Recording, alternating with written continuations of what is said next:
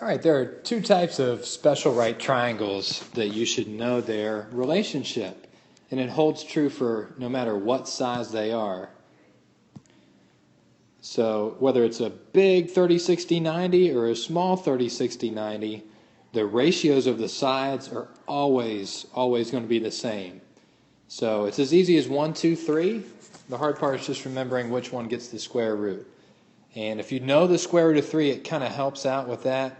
It's about 1.7. Don't use that for an exact measurement, but just keep that in mind that square root of 3 is less than 2. That's why I put that there, just so you would know that. Because remember, the biggest angle gets what?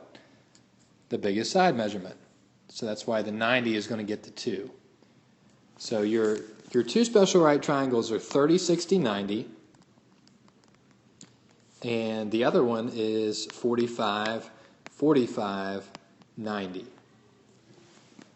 And you can see from here the 30-60-90, what side is opposite the 30 degrees? That's right, it's the 1. And what one is opposite the 60 degrees? It's the square root of 3. What side is opposite of the 90-degree angle? It's the 2. So that's our ratio that always holds true. So if we were comparing the 30 and the 60, we'd say it's 1 to square root of 3. If we were comparing the side opposite the 60 and the 90, we'd say square root of 3 to 2. So you can use any two of those to help make a proportion. All right, your 45-45-90, it looks like this. It's 1 to 1 to square root of 2. Well, you know it's isosceles, so you know the 45s and 45s are going to be the same. That makes sense. And then your 90 is going to be square root of 2. So those are some relationships you need to memorize because they always hold true. All right, well, let me do an example with this 30-60-90. So our example is if the hypotenuse of a 30-60-90 triangle is 10, find both legs. All right, so what am I given here? Yeah, I'm given the hypotenuse. Well, which one's the hypotenuse? It's the 2. So I could say hypotenuse over, which one do you want to find first? All right, why don't we find I'm going to call that the 30 leg, or you could say it's the short leg. You could say the 30-degree leg or the short leg. And then I'm just going to use my ratios that I've memorized. So the hypotenuse gets the 2. And then my short leg gets the 1. And then I know that I'm trying to find, let's see here, I know my hypotenuse is 10, so I'm going to set it equal to, I'm going to plug in a 10 on top for my hypotenuse. I don't know my shorter leg, so I call it x. And geez, this one's real easy because it's just equivalent fractions. So 2 will go into 10 5 times, so 1 times 5 gives us 5 for x. So that means the short leg, and I'm going to plug that into my picture, the short leg is 5. So we didn't even need to do a proportion there. We set it up, but we didn't need to cross multiply because 2 would go evenly into 10. Oh, that's nice. And I'm going to plug in green, these are my actual measurements. So I gave you the hypotenuse is 10. We just found out the short side, or the short leg, is 5. All right, now we need to find our long leg. So I'm going to, all right, so all I need to do for my next proportion is I can use either measurement I want. So I can use my 5 that I just found, or I can use my 10 that I already know. And both of those are easy to work with numbers. I'm just going to keep using my hypotenuse just because 10 is easy to work with. So here we go. So let's say hypotenuse over, what are we trying to find now? Which leg is it? It's the one opposite the 60 degree that we're trying to find. This is our unknown side. So I'm going to put that on the bottom. You can say your 60 leg, or you could say your long leg. Either one is correct. Just make sure you're labeling those ratios. And then, what is your hypotenuse for your ratio? It's 2. What about for your 60-degree leg? It's square root of 3. And then what are our actual measurements we were given?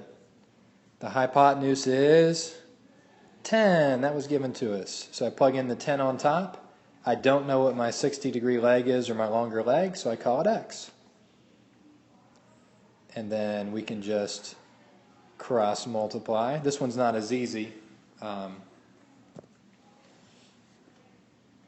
So we would do 2 times x is 2x.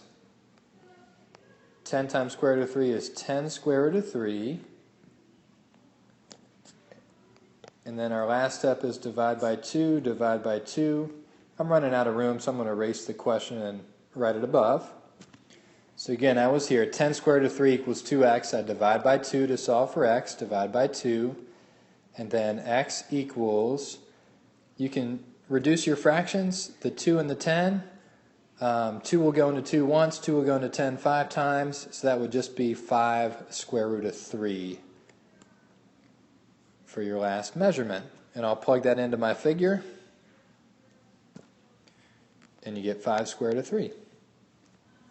Leave that in radical form most of the time, and remember, you cannot have a radical in the denominator. All right, let me show an example where you would have a radical in the denominator. All right, now we have a 45, 45, 90 triangle. Remember, this is our 90. And we know the ratio is 1 to 1 to square root of 2. And it helps if you just write that. I know you can see it from the picture, but a lot of you might benefit from just writing down 45, 45, 90. And then 1, 1, square root of 2, so you can just look at your little table you made.